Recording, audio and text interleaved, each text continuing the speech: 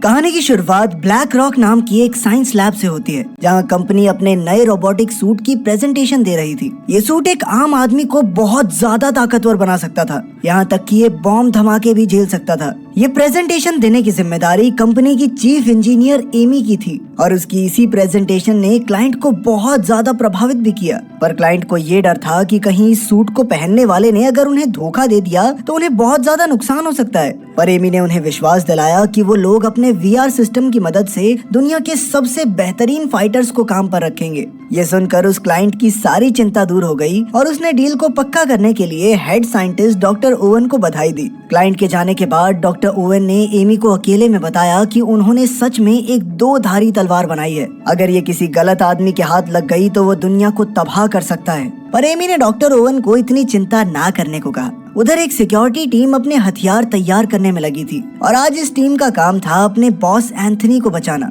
असल में एंथनी ने एक ऐसी खोज की थी जिसकी मदद से दुनिया में पेट्रोल का इस्तेमाल बहुत कम हो सकता था और इसीलिए अब बड़े बड़े तेल के व्यापारी एंथनी की जान के पीछे पड़े थे ताकि वो इंटरनेशनल कॉन्फ्रेंस में इस आविष्कार का खुलासा न कर सके। उस सिक्योरिटी टीम का हेड लुवांग नाम का एक आदमी था जो एक एक्स आर्मी ऑफिसर होने के साथ साथ एंथनी का बहुत पुराना दोस्त भी था। इसके बाद वो लोग उस कमरे से बाहर निकले पर उसी समय एक गार्ड के ईयरपीस में कुछ अजीब सी आवाज आ रही थी और तभी एक गोली सीधा आकर उसके गले पर लगी, जिसके तुरंत बाद वहाँ ग्रेनेड से एक धमाका भी हुआ। जब लुवांग ने ऊपर देखा तो उसकी नजर हिटमैन की एक टीम पर पड़ी जो गार्ड्स पर अंधाधुंध गोलियां चला रहे थे। तभी एक गार्ड ने फ्लैश बॉम्ब से एक धमाका किया जिसका फायदा उठाकर लुवांग एंथनी और बाकी गार्ड्स के साथ वहां से भाग गया। पर फिर सीढ़ियां उतरते वक्त भी उनके ऊपर हमला हुआ जिसमें कई गार्ड्स जख्मी हो गए, लेकिन फिर भी किसी तरह लुवांग एंथनी को लेकर दूसरे फ्लोर पर पहुंच गया जहां काफी सारे लोग मौजूद थे। पर तभी दो हमलावरों ने वेटर का रूप लेकर उन पर हमला कर दिया,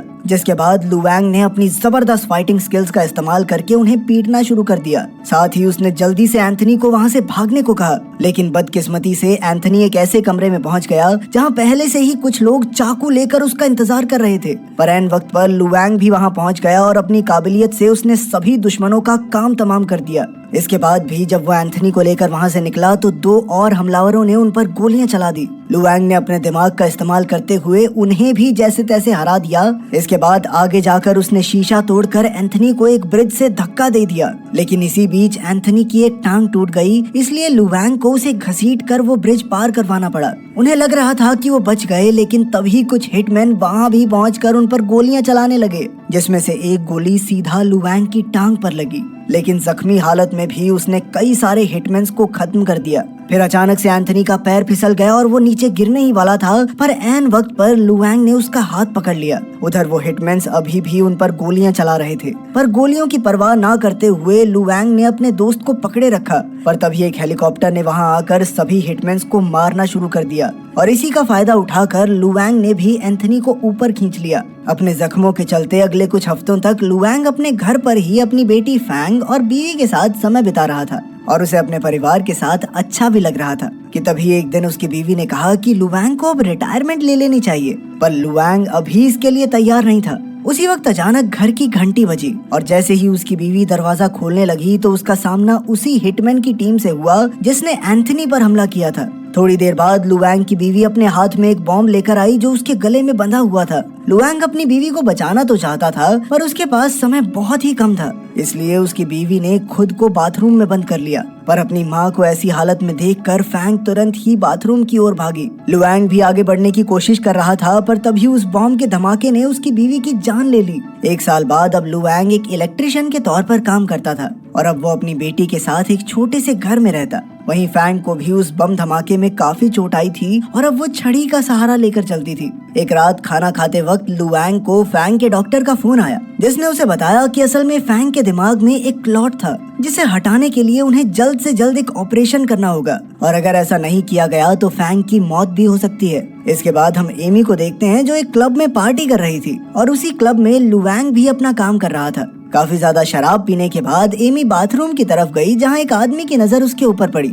और उसने भी एमी का पीछा करना शुरू कर दिया। उधर अपना काम खत्म करने के बाद लुवांग क्लब के मालिक के पास अपने पैसे लेने पहुंचा। इसके बाद जैसे ही एमी बाथरूम से बाहर निकली तभी उसके सामने वही आदमी आ गया जिसने तुरंत ही एमी के साथ जबरदस्ती करना शुरू कर दिया। पर उसी समय लुवांग भी पास से ही गुजर रहा था और एमी की आवाज सुनते ही वो वहाँ पहुँच गया और उसने तुरंत ही उस आदमी को पीटना शुरू कर दिया। वो उसे मारते हुए वापस क्लब में ले आया जहाँ उस आदमी के काफी साथी भी मौजूद थे। उन्होंने भी लुआंग पर हमला कर दिया, पर अपनी लड़ने की काबिलियत से लुआंग ने बड़ी ही आसानी से सबको पीट पीट कर खत्म कर दिया। पर फिर एक आदमी को मारते हुए अचानक से लुआंग को अपनी पत्नी का चेहरा याद आ गया, जिसके बाद उसके सर में बहुत तेज दर्द होने लग गया और फिर वो इसी दर्द में क्लब से बाहर आ गया जहाँ उसने किसी तरह से अपनी दवाई खाई और फिर वो वहाँ से चुपचाप चला गया। अगली सुबह लुआंग वापस अपने काम पर चला गया, लेकिन जब बाद में वो घर लौटा तो उसने देखा कि उसके घर का ताला पहले ही खुला हुआ था। लुआंग तुरंत ही चौकन्ना हो गया, पर जैसे ही वो फैंग के कमरे में गया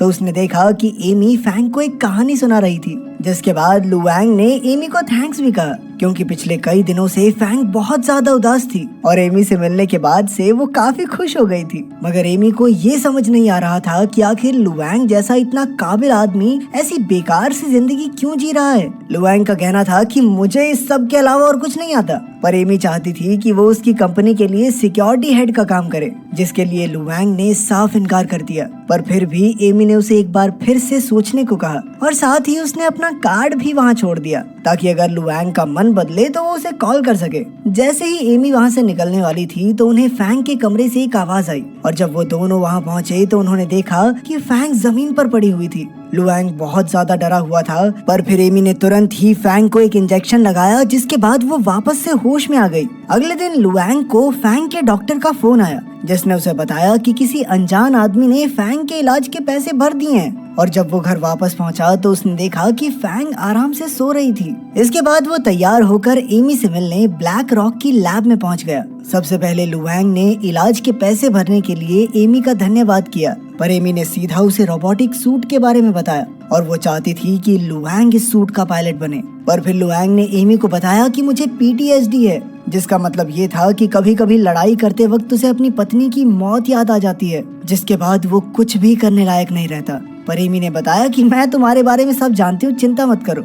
इसके बाद लुआंग 3 और आदमियों के साथ VR मशीन पर बैठा, जिसके शुरू होते ही वो एक शिपिंग यार्ड में पहुंच गया जहां उसे कई सारे दुश्मनों के बीच से एक औरत को बचाना था। लुआंग ने तुरंत ही एक एक करके सभी आदमियों को मारना शुरू कर दिया और सभी से लड़ते हुए वो एक कमरे में पहुंचा जहां काफी सारे आदमी उसका इंतजार कर रहे थे। पर लुआंग ने अपनी ताकत से उन सभी को भी हरा दिया। पर तभी उसकी नजर वहां मौजूद उस औरत पर पड़ी, जिसकी शक्ल हूबहू उसकी पत्नी की तरह थी। उसे देखते ही लुआंग के सर में जबरदस्त दर्द हो गया, जिसके बाद वो झटके से मशीन से उठ खड़ा हुआ। अब लुआंग वहां से जाना चाहता था और इसीलिए वो चिल्ला चिल्ला कर दरवाजा खोलने को कहने लगा, लेकिन तभी वहां एक बहुत बड़ा धमाका हुआ, जिसके बाद कुछ हिटमैन्स ने वहां आकर अंधाधुंध गोलियां चलानी शुरू कर दी। पर किसी तरह उनसे बचते हुए लुआंग वहां से बाहर आ गया, जिसके बाद हिटमैन के लीडर ने लैब में बॉम्ब लगाकर उसे उड़ा दिया। इधर लुआंग को काफी चोट आई थी, लेकिन फिर भी उसने बिना शोर मचाए अकेले ही अपनी मरहम पट्टी की। उधर हमलावरों ने लैब में घुसकर सभी साइंटिस्ट को बंदी बना लिया था और जब लुआंग बाहर आया तो उसकी नजर लाशों पर पड़ी, जिसके बाद उसने बंदूक उठाकर उन हमलावरों के पीछे जाने का फैसला किया। और जैसे ही वो कैमरा रूम में पहुंचा तो उसने देखा कि हमलावरों ने सभी को कैदी बना रखा था, जिसमें एमी और डॉक्टर ओवेन भी मौजूद थे। इसके बाद लीडर ने डॉक्टर ओवेन को पकड़कर बताया कि वो वहां पावर कोर हासिल करने आया था, जिसे देने से डॉक्टर ओवेन ने साफ इनकार कर दिया। इससे गुस्सा होकर लीडर ने बाकी 2 साइंटिस्ट को गोली मार दी। ये देखकर आखिरकार डॉक्टर ओवेन उसे पावर कोर देने के लिए तैयार हो गए। उधर एक हिटमैन ने लुआंग को पकड़ लिया था, पर अपनी रफ्तार का इस्तेमाल करके लुआंग ने तुरंत ही उस पर हमला कर दिया। पर जैसे ही लीडर को गोली की आवाज आई तो उसने हिटमैन से इस बारे में पूछा, जिसके जवाब में हिटमैन ने उसे सब कुछ सही होने की खबर दी, पर असल में लुआंग ने उसे अपना कैदी बना रखा था। उधर इस मौके का फायदा उठाकर डॉक्टर ओवेन ने सेल्फ डिस्ट्रक्ट मोड ऑन कर दिया, जिससे गुस्सा होकर लीडर ने उन्हें भी गोली मार दी। लेकिन अब लीडर को ये नहीं पता था कि आखिर वो उसे बंद कैसे करे, इसलिए उसने सोचा कि सभी को मार कर यहाँ से निकल जाना चाहिए। पर तभी लुआंग ने फायर अलार्म चालू कर दिया, जिसके बाद लीडर ने अपने कुछ आदमियों को इसकी वजह ढूंढने के लिए भेजा। उधर अपने साथियों की जान बचाने के लिए एमी ने सेल्फ डिस्ट्रक्शन रोकने का फैसला किया। इधर लुआंग ने एक हिटमैन को मारकर उसके कपड़े पहन लिए, लेकिन तभी कुछ दूसरे हमलावर उसकी ही ओर बढ़ रहे थे, इसलिए लुआंग ने फायर एक्सटिंग्विशर फेंककर धमाका कर दिया, जिसका फायदा उठाकर उसने 2 आदमियों को तो मार दिया और वहीं तीसरे आदमी को लगा कि वो उनका ही साथी है, पर लुआंग ने तुरंत ही उसे भी गोली मार दी। उधर एमी सेल्फ डिस्ट्रक्ट मोड को बंद करने में लगी हुई थी कि तभी लीडर को पता चल गया कि कोई उन्हीं जैसे कपड़े पहनकर उसी के आदमियों को मार रहा है। इसलिए लीडर ने लुआंग से अपने रेडियो के जरिए बात करना शुरू कर दिया। उधर लुआंग भी लीडर तक पहुंचने की कोशिश कर रहा था, पर रास्ते में उसका सामना 3 हमलावरों से हुआ। इन 3 में से एक हमलावरों का कैप्टन भी था और उसने लुआंग को देखते ही अपना मास्क उतारने को कहा। और जब लुआंग ने ऐसा नहीं किया तो उसने तुरंत उसके ऊपर बंदूक तान दी, पर लुआंग ने उनके कुछ करने से पहले ही उनके ऊपर हमला कर दिया। उसने 2 हमलावरों को तो बड़ी ही आसानी से हरा दिया, पर उनका कैप्टन ताकतवर फाइटर था जिसे हराने में लुआंग को काफी मेहनत करनी पड़ी, लेकिन आखिरकार जीत उसी की हुई। फिर जैसे ही लीडर ने अपने कैप्टन से बात करने की कोशिश की तो उसे कोई जवाब नहीं मिला, जिसके बाद उसकी चिंता काफी बढ़ गई और उसने एमी से कहा कि जल्द से जल्द इस सेल्फ डिस्ट्रक्शन को रोको। धमाका होने से कुछ सेकंडों पहले ही एमी ने सेल्फ डिस्ट्रक्शन को रोक दिया, जिसके बाद लीडर ने बड़ी आसानी से पावर कोर को निकाल लिया। इधर एमी को लग रहा था कि अब लीडर उन सबको जिंदा छोड़ देगा, लेकिन फिर लीडर ने कहा कि मैं तो मजाक कर रहा था, तुम सबका तो मरना तय है। इससे पहले कि वो गोली चला पाता, लुआंग ने उसके साथ समझौता करने की कोशिश की, जिसके लिए लीडर बिल्कुल तैयार नहीं था। पर जब लुआंग ने उसे कैप्टन की आवाज सुनाई तो वो तुरंत ही तैयार हो गया। उनके समझौते के मुताबिक लीडर को कैप्टन के बदले सभी साइंटिस्ट को लुआंग के हवाले करना होगा।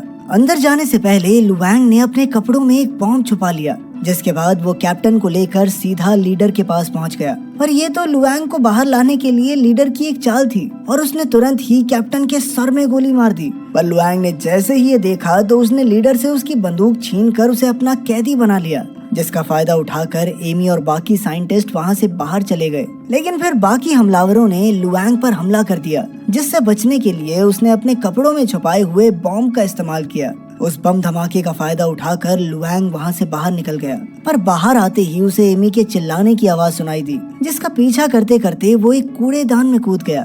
थोड़ा आगे जाने के बाद उसकी नजर लीडर पर पड़ी, जिसने एमी को पकड़ रखा था। लीडर ने एमी को गोली मारने की धमकी देते हुए लुआंग को अपनी बंदूक छोड़ने को कहा और लुआंग ने डर के मारे बिल्कुल ऐसा ही किया। पर असल में लीडर की बंदूक खाली थी, इसलिए उसने लुआंग की बंदूक उठाकर एमी और लुआंग को गोली मार दी। पर इस बंदूक में भी 2 ही गोलियां थी, तो अब लीडर लुआंग को मारने के लिए एक पोल ढूंढ रहा था। पर एमी ने उसी वक्त उसका पैर पकड़ लिया, जिसके बाद लीडर ने उस पर भी कई वार किए। ये सब देखकर लुआंग को अपनी बीवी की शक्ल याद आ रही थी और जैसे ही लीडर ने लुआंग पर हमला किया तो उसने अपने इस हमले को रोककर उसे पीटना शुरू कर दिया। लेकिन लीडर भी काफी ताकतवर था और इसीलिए उन दोनों के बीच कांटे की टक्कर हुई, जिस दौरान लीडर ने लुआंग को लात मारकर एक नुकीली चीज पर धकेल दिया। और इसी दौरान लुआंग ने उसके शरीर पर बंधे हुए ग्रेनेड की पिन को निकाल दिया था, जिसके बाद उसने अपने परिवार का बदला लेते हुए लीडर को पकड़े रखा और कुछ ही सेकंडों के बाद वो दोनों एक धमाके में खत्म हो गए।